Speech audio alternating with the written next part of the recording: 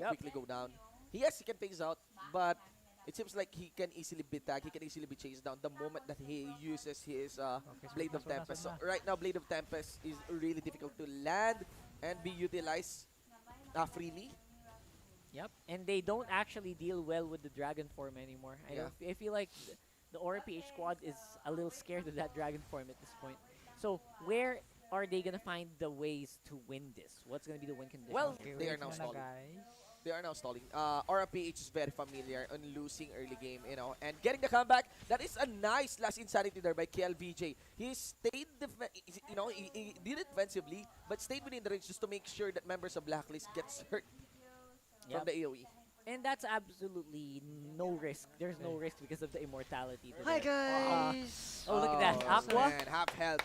Aqua Live stream chasing down JP. namin, That's crowd lapag control. kayo You ng will not gosh, stay onto the bahay ball. nyo, And that's gonna be lalagyan namin a ito 4v1. Here comes the cavalry. Full watch clip namin goes yan in, but mamaya. final execution down for Kiluwas. Got an Inferno, not gonna be enough to sustain him. And this is probably the biggest win for the members of Blacklist. And Esson also followed so up with marami na a lang jump. ito. Not gonna be enough. As RP just given their distance Ganun away laro to. from Blacklist. This Shinbu. leaves them to take this inner mid lane turret. I think we're gonna start to get Okay, correct on our galing ng predictions Kufros. here. Pinasok yung bahay ng kalaban, tapos tumakbo na siyang kalayo. A day of free Okay, series. dito Maybe naman game yung all 1 day. was a fluke.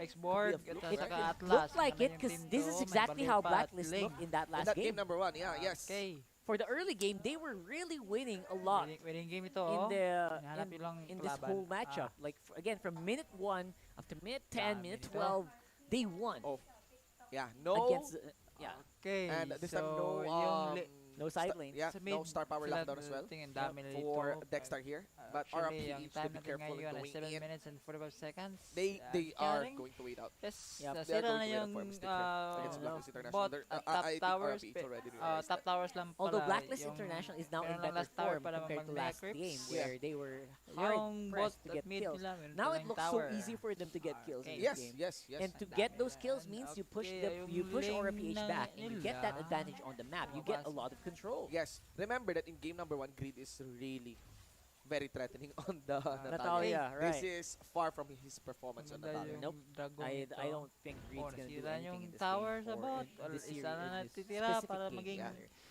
So far, 5K goal lead here for Blacklist International. 8.5 minutes in the game. They're looking like they are all even the itemization looks like they just want to survive here. They are behind by almost 1 item each. Okay, Greed showed himself.